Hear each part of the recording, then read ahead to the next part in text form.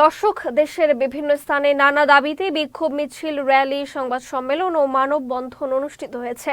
প্রতিনিধিদের পাঠানো তথ্য ও ছবিতে দেখুন ডেস্ক রিপোর্ট।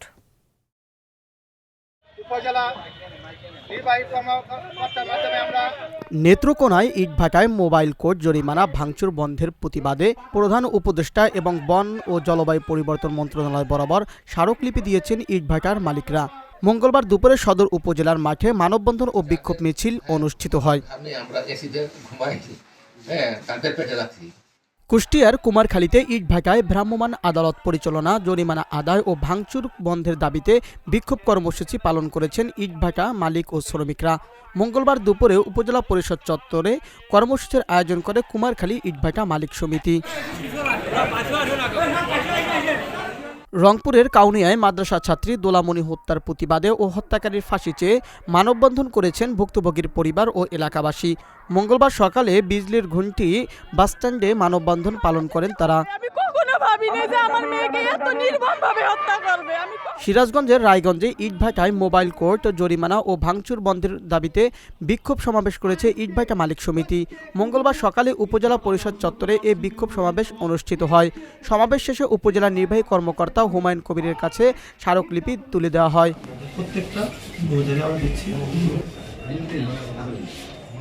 ইটভাটা বন্ধের প্রতিবাদে ও লাইসেন্স নবায়নের দাবিতে মাগুরার ইটভাটা মালিক সমিতি ও শ্রমিকদের মানববন্ধন অনুষ্ঠিত হয়েছে। মঙ্গলবার দুপুরে শালিখা উপজেলা পরিষদের সামনে মানববন্ধন অনুষ্ঠিত হয়। বন্যপ্রাণী সংরক্ষণে অর্থায়ন, মানুষ ও ধরিত্রীর উন্নয়ন, এই স্লোগানে চট্টগ্রামের লোহাগড়ায় বিশ্ব বন্য প্রাণী দিবস পালিত হয়েছে। এ উপলক্ষে মঙ্গলবার সকালে চট্টগ্রাম বন্যপ্রাণী ব্যবস্থাপনা ও প্রকৃতি সংরক্ষণ বিভাগের উদ্যোগে একটি র্যালি বের করা হয়।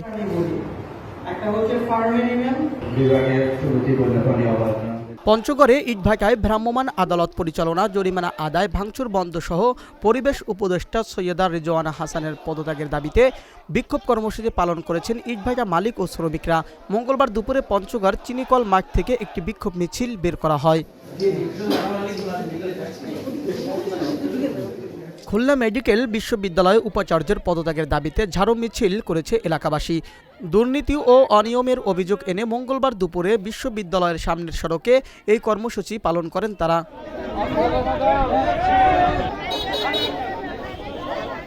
কুষ্টিয়ার দৌলতপুরে ইটভাটায় মোবাইল কোর্ট জরিমানা ভাঙচুর বন্ধের প্রতিবাদে বিক্ষোভ সমাবেশ করেছে ইটভাটা মালিক ও শ্রমিকরা।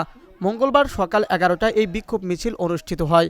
বিক্ষোভ মিছিলে দৌলতপুরে প্রায় 30টি ইটভাটার মালিক, শ্রমিক, কর্মচারী বিক্ষোভ মিছিলে অংশ নেয়।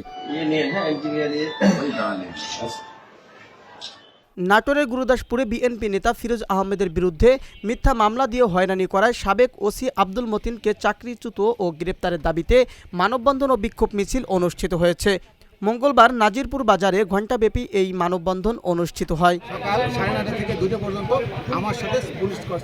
নোয়াখালীর 6 নম্বর নাটেশ্বর ইউনিয়ন যুবদলের সাবেক যুগ্ম আহ্বায়ক কাজী সালাউদ্দিনের বিরুদ্ধে মিথ্যা মামলা ও হয়রানির প্রতিবাদে সংবাদ সম্মেলন করেছে ভুক্তভোগী পরিবারের সদস্যরা। মঙ্গলবার দুপুরে সোনাইমুড়ি উপজেলার নাটেশ্বর সরকারি প্রাথমিক বিদ্যালয়ের হলরুমে সংবাদ সম্মেলন অনুষ্ঠিত হয়।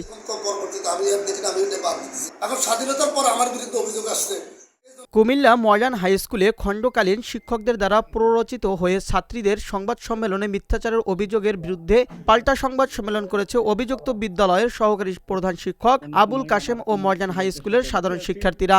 মঙ্গলবার বিকেলে নগরীর টাউন হল মিলনায়তনে এ সংবাদ সম্মেলন অনুষ্ঠিত হয়। তাদেরকে দেখি নাই, তারা আমাকে এভাবে হেনস্থা করেছে।